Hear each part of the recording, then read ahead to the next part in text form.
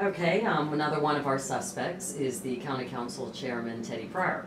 And I know that the two of you are friends, so can you tell me a little bit more about that relationship? You know, Teddy's a great guy. I've known Teddy a long time. Our families go way back. I've known him since I was a little boy. Our families, interacted in the community together for a long time. He and I have had a great working relationship so far on council, except for the last few weeks. I mean, we've been working on a position at the county with broad powers, a strong position that would be more of an authoritarian role, something that he and I both agreed that I should have, or at least we did in the beginning. He's kind of cooled on the idea recently, become very distant. I think he's not happy with me taking that kind of power over the county.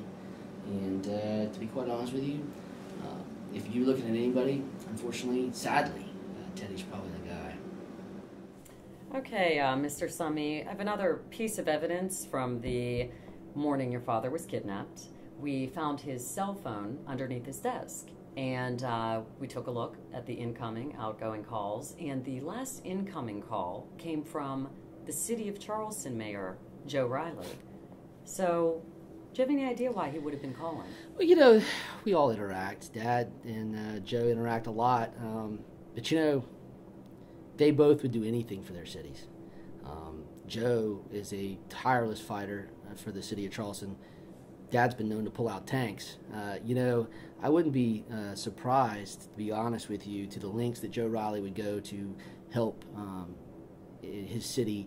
He doesn't like any North Charleston getting any kind of press or anything, project that outshines his city. I mean, good Lord, look at all the money he's putting in the Gilliard, creating another performing arts center when we already have one in North Charleston, but that's another point for another day. But, there's nothing Joe Riley wouldn't do, in my opinion. I'm surprised he didn't try to kidnap me and Teddy. I mean, he thinks that Dad's behind us renaming Charleston to South Charleston. It just makes sense, though. North Charleston, if you got a North Charleston, shouldn't you have a South Charleston?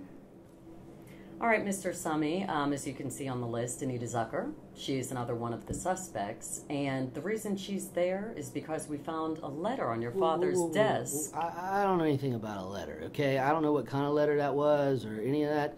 The last thing I want to do is get in the middle of any personal issues with Miss Zucker and my father. That can get very weird. Let's put it this way. She's a very smart woman. Very driven woman, captain of industry worldwide, but very shrewd. And those types of folks, to be honest with you, they're capable of just about anything. They do whatever they need to do to get whatever they want from whoever they want. And she is no different. I think her record in business proves that. Okay, I have one final question. Yes, ma'am. The morning of the kidnapping, when we walked into your father's office, there was a note card, one similar to right here, and there were a few initials written on that note card, and it had a heading of ZC with a few question marks after it. Let me continue. And all I know is one of the set of initials was ES. Whoa. Look. Can you answer the question? No, I'm not going to answer any more of your questions, okay? Look, I shouldn't have taken this to the interview to start with. This is crazy.